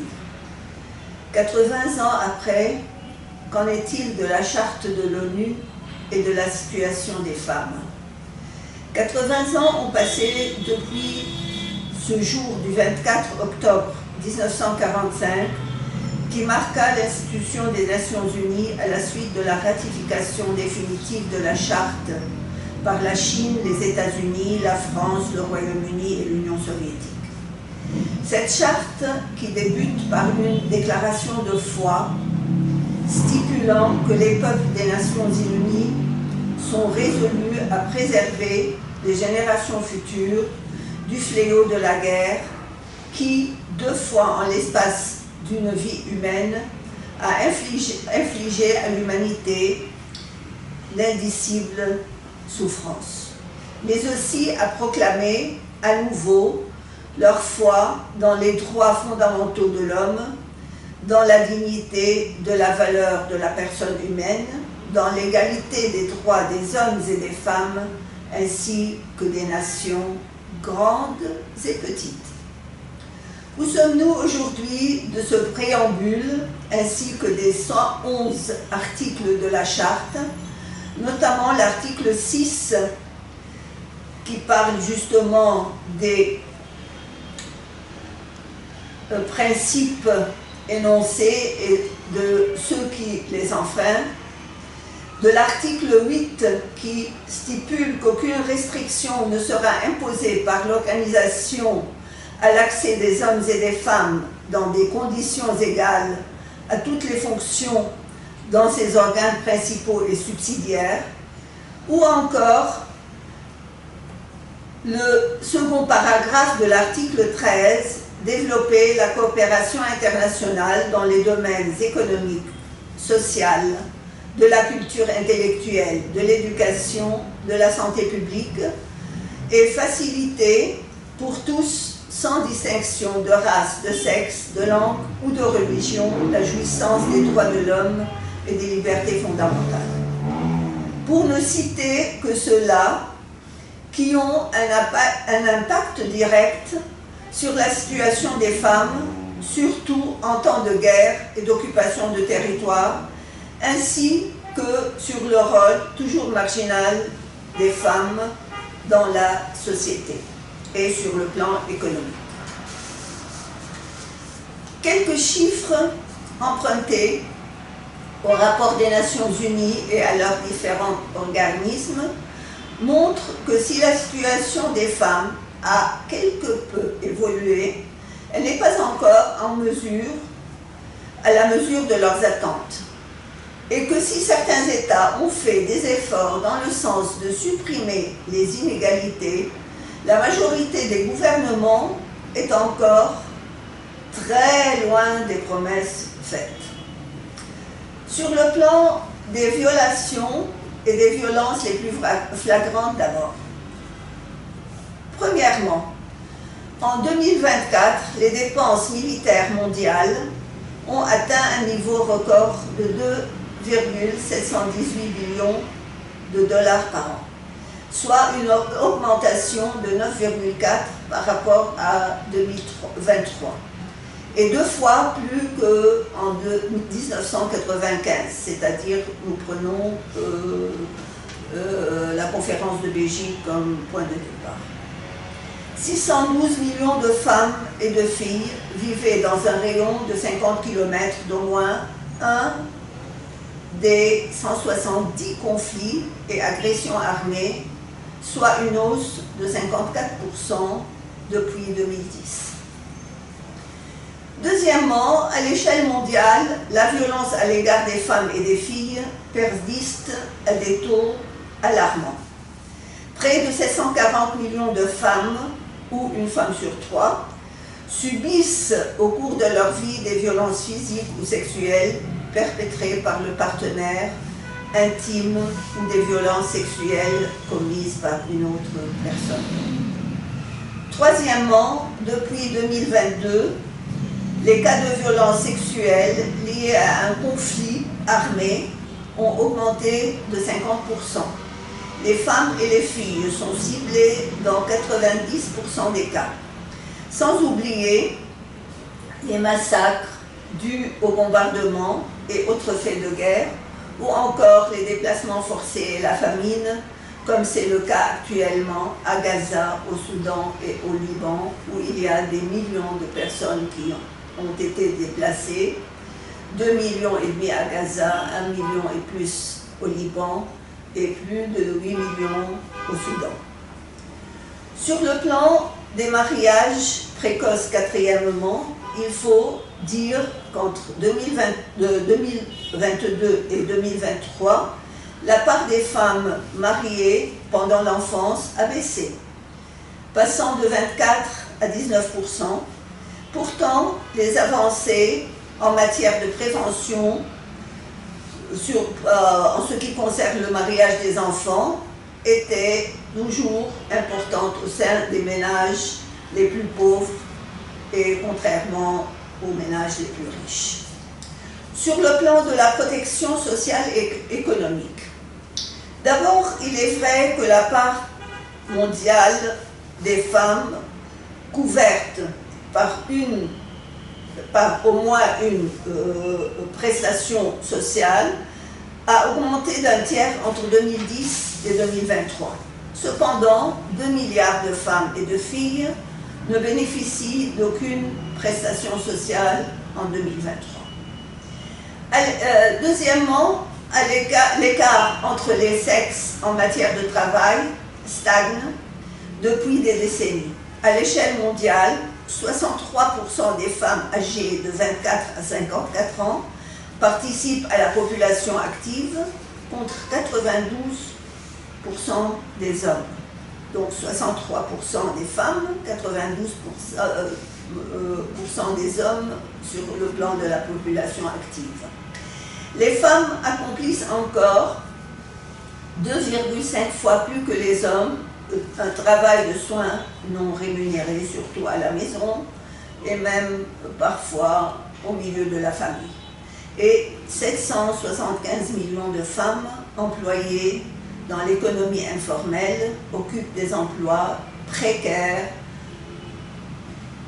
dénués de protection sociale. Troisièmement, dans ce domaine socio-économique, 10% des femmes et des filles vivent dans des ménages touchés par la pauvreté extrême. Ce chiffre passe à 24% chez les femmes âgées entre 18 et 34 ans, qui sont les plus susceptibles d'avoir des enfants en bas âge. Enfin, sur le plan politique, la part des femmes dans les parlements a plus que doublé depuis 1995. Mais aujourd'hui, près de 75% des parlementaires sont encore des hommes. Et ce chiffre grandit si on parle des pays sous-développés ou en voie de développement.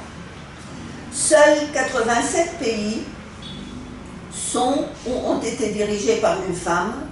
À l'échelle mondiale, les femmes représentent 23% des membres des cabinets, à la tête des ministères, 27% de parlementaires et 36% de législateurs à l'échelle locale. 54% des États assurent le suivi de la proportion du budget national investi pour l'égalité des sexes, mais seuls 26% satisfont pleinement aux critères de suivi systématique exigés. Les rapports de l'ONU sont donc clairs, surtout le dernier en date paru à l'occasion du 3e anniversaire de la conférence de Beijing. Il montre que les Nations Unies ont essayé, durant ces 80 ans passés, de faire quelque chose concernant l'application du contenu de la Déclaration universelle des droits de l'homme ou de la Charte, mais leurs efforts permanents n'ont pas conduit au changement spectaculaire auquel nous attendions. À cet égard, je voudrais rappeler très rapidement les programmes des 4 conférences internationales qui se sont tenues entre 1965 et 1995. La première, celle de Mexico, en 1975, a marqué l'année internationale de la femme et à laquelle ont participé 132 États, c'est-à-dire, enfin, à peu près la moitié. Elle a été organisée autour de 3 grands thèmes, l'égalité, la paix et le développement.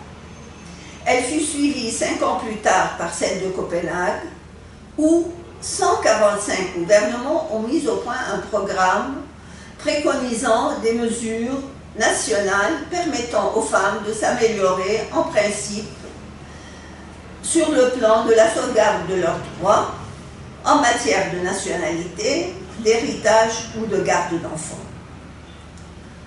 Puis, il y eut la conférence de Nairobi en 1985, où cette fois-ci, les représentants de 157 pays ont adopté des stratégies visant à concrétiser l'égalité femmes-hommes et à promouvoir la participation des femmes dans les efforts de la paix et du développement.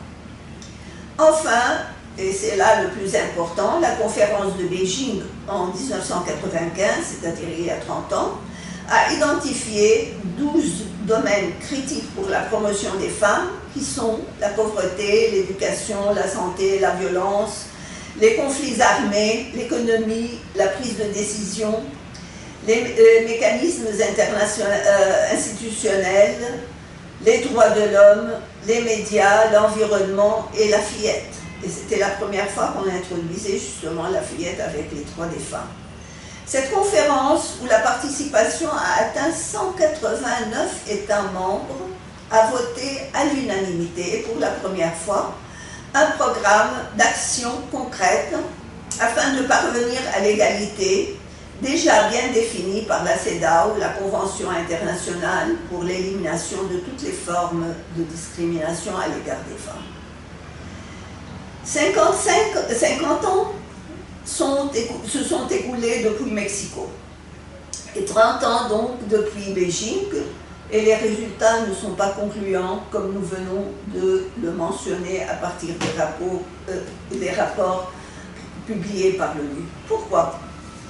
Les causes sont nombreuses, allant des traditions sociales et religieuses qui sont jusqu'à maintenant dans nombre de pays, plus forte que les lois, à la volonté du grand capital de profiter du travail d'une main-d'œuvre payée au rabais, c'est-à-dire les femmes, et que l'on peut, en temps de crise, renvoyer sans beaucoup de peine. De plus, le harcèlement sexuel en temps de guerre n'a jamais été vraiment considéré comme un crime jusqu'à maintenant.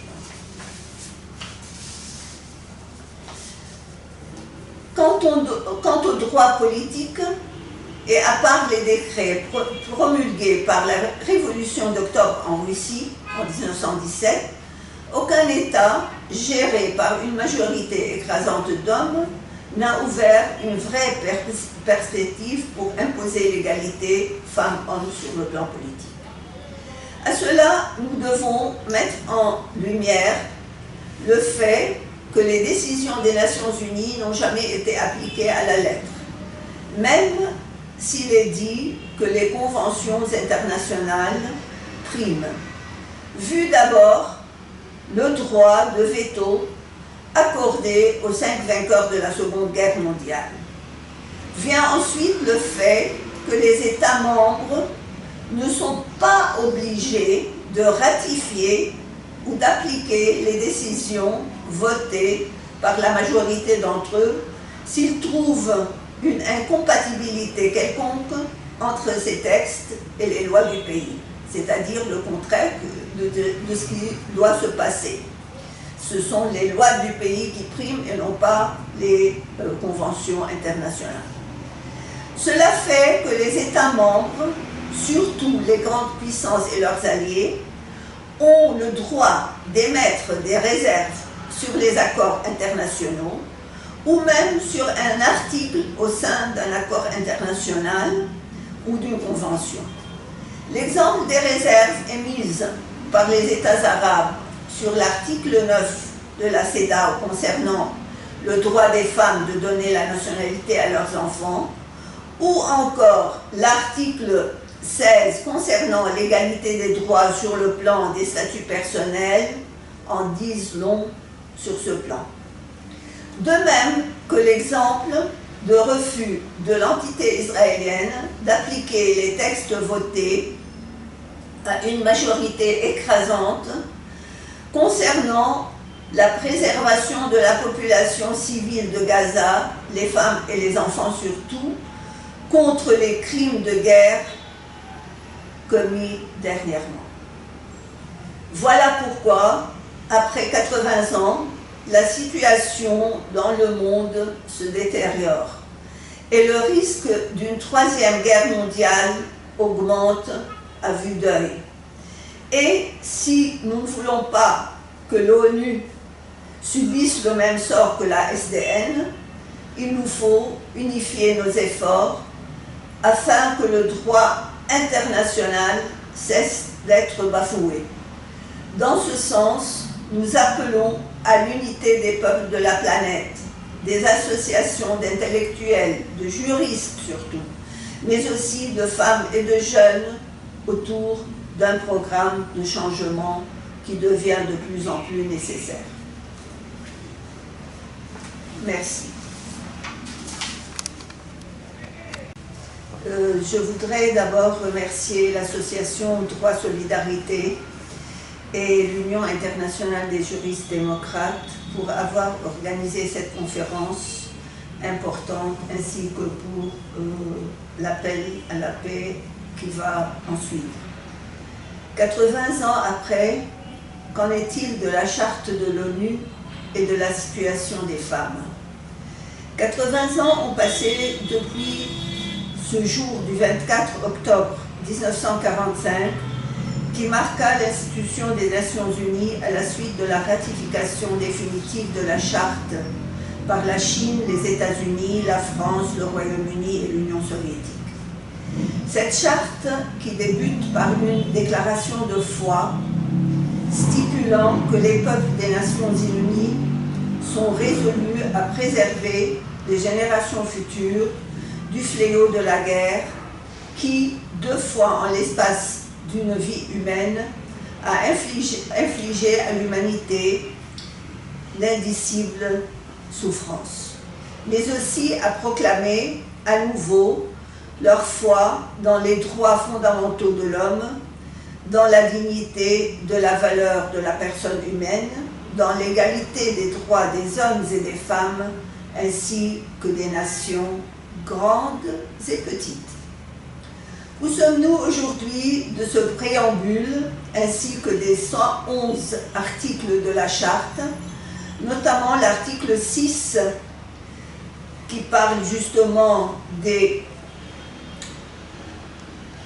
principes énoncés et de ceux qui les enfreignent, de l'article 8 qui stipule qu'aucune restriction ne sera imposée par l'organisation à l'accès des hommes et des femmes dans des conditions égales à toutes les fonctions dans ses organes principaux et subsidiaires, ou encore le second paragraphe de l'article 13, développer la coopération internationale dans les domaines économiques, social, de la culture intellectuelle, de l'éducation, de la santé publique, et faciliter pour tous, sans distinction de race, de sexe, de langue ou de religion, la jouissance des droits de l'homme et des libertés fondamentales. Pour ne citer que ceux-là qui ont un impact direct sur la situation des femmes, surtout en temps de guerre et d'occupation de territoire, ainsi que sur le rôle toujours marginal des femmes dans la société et sur le plan économique. Quelques chiffres empruntés au rapport des Nations Unies et à leurs différents organismes montrent que si la situation des femmes a quelque peu évolué, elle n'est pas encore à la mesure de leurs attentes. Et que si certains États ont fait des efforts dans le sens de supprimer les inégalités, la majorité des gouvernements est encore très loin des promesses faites. Sur le plan des violations et des violences les plus flagrantes d'abord.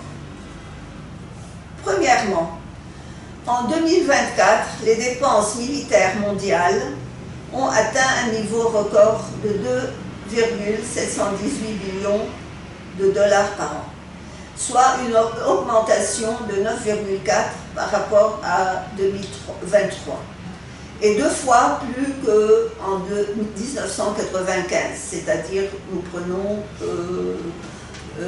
la conférence de Belgique comme point de départ. 612 millions de femmes et de filles vivaient dans un rayon de 50 km d'au moins un des 170 conflits et agressions armées, soit une hausse de 54% depuis 2010.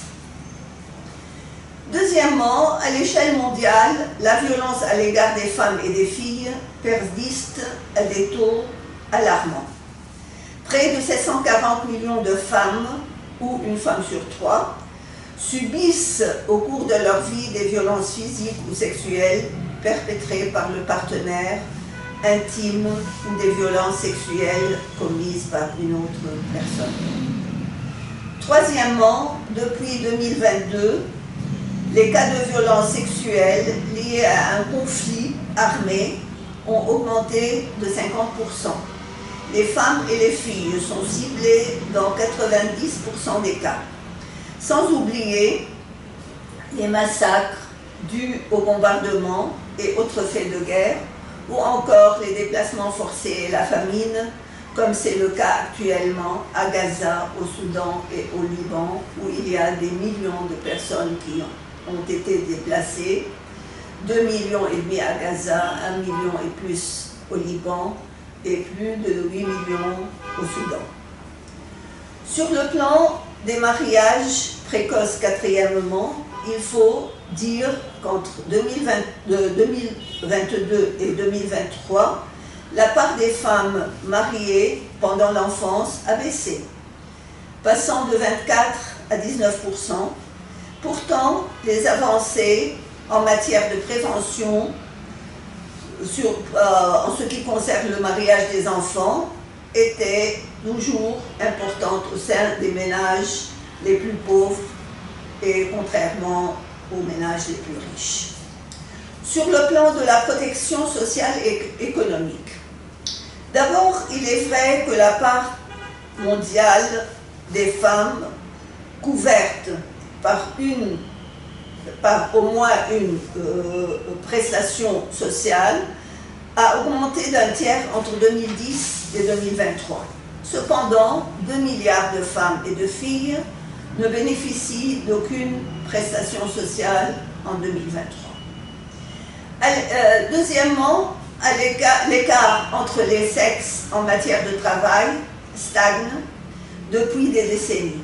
À l'échelle mondiale, 63% des femmes âgées de 24 à 54 ans participent à la population active contre 92% des hommes. Donc 63% des femmes, 92% des hommes sur le plan de la population active. Les femmes accomplissent encore 2,5 fois plus que les hommes un travail de soins non rémunéré, surtout à la maison, et même parfois au milieu de la famille. Et 775 millions de femmes employées dans l'économie informelle occupent des emplois précaires, dénués de protection sociale. Troisièmement, dans ce domaine socio-économique, 10% des femmes et des filles vivent dans des ménages touchés par la pauvreté extrême. Ce chiffre passe à 24% chez les femmes âgées entre 18 et 34 ans, qui sont les plus susceptibles d'avoir des enfants en bas âge. Enfin, sur le plan politique, la part des femmes dans les parlements a plus que doublé depuis 1995. Mais aujourd'hui, près de 75% des parlementaires sont encore des hommes. Et ce chiffre grandit si on parle des pays sous-développés ou en voie de développement. Seuls 87 pays ont été dirigés par une femme.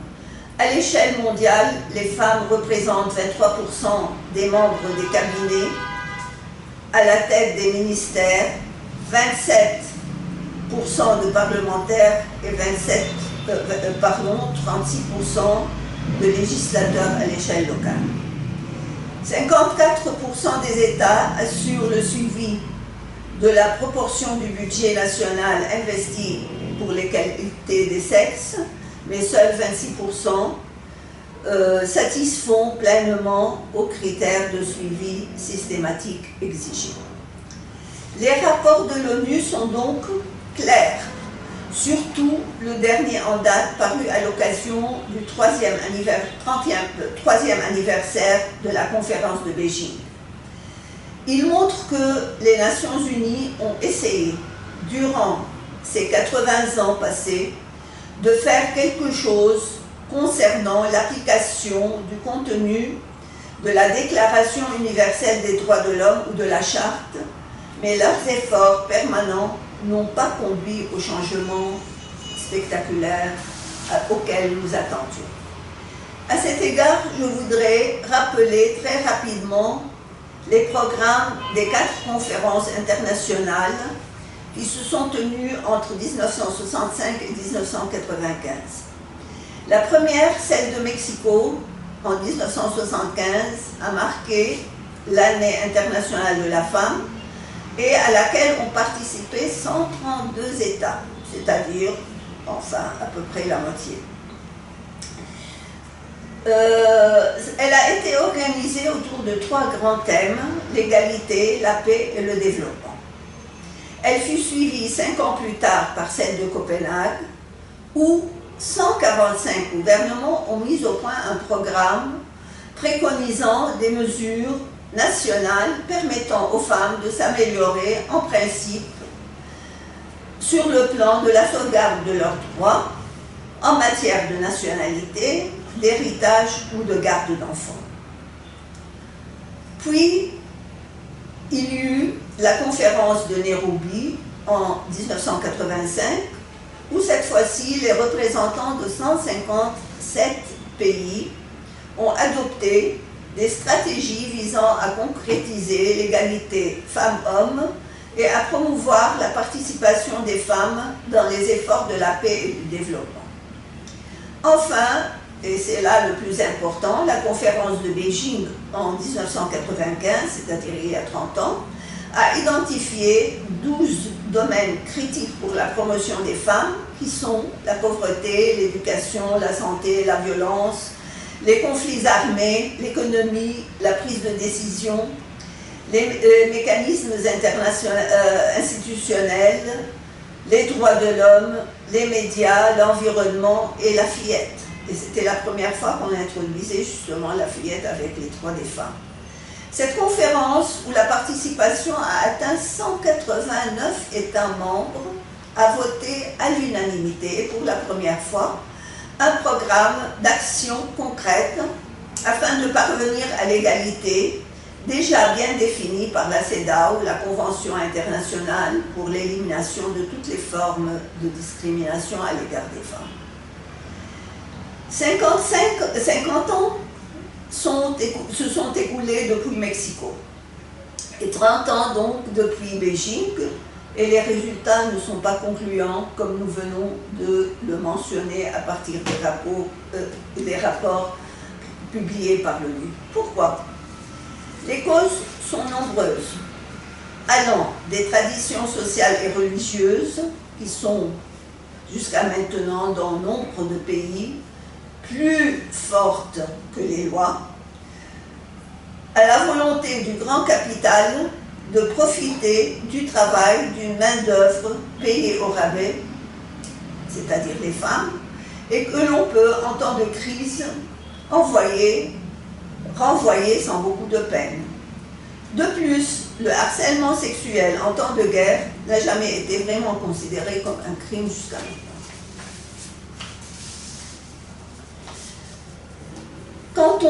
Quant au droit politique, et à part les décrets promulgués par la Révolution d'octobre en Russie en 1917, aucun État géré par une majorité écrasante d'hommes n'a ouvert une vraie perspective pour imposer l'égalité femmes-hommes sur le plan politique.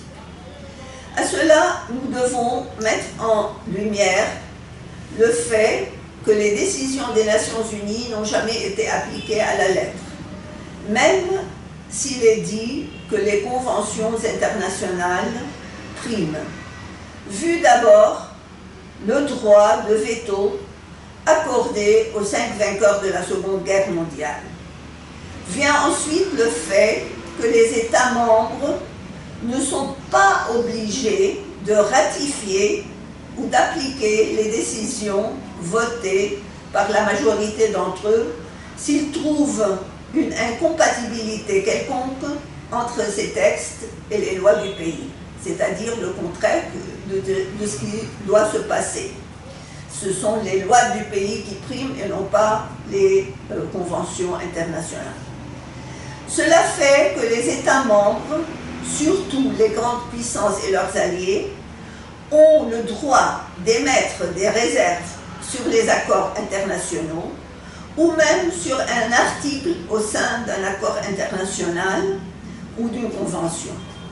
L'exemple des réserves émises par les États arabes sur l'article 9 de la CEDAW concernant le droit des femmes de donner la nationalité à leurs enfants, ou encore l'article 16 concernant l'égalité des droits sur le plan des statuts personnels, en disent long sur ce plan.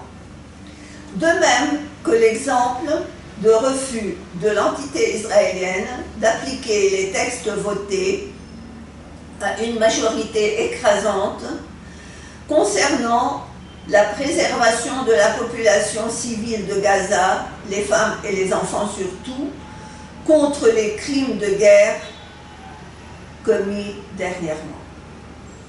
Voilà pourquoi, après 80 ans, la situation dans le monde se détériore et le risque d'une troisième guerre mondiale augmente à vue d'œil. Et si nous ne voulons pas que l'ONU subisse le même sort que la SDN, il nous faut unifier nos efforts afin que le droit international cesse d'être bafoué. Dans ce sens, nous appelons à l'unité des peuples de la planète, des associations d'intellectuels, de juristes surtout, mais aussi de femmes et de jeunes autour d'un programme de changement qui devient de plus en plus nécessaire. Merci.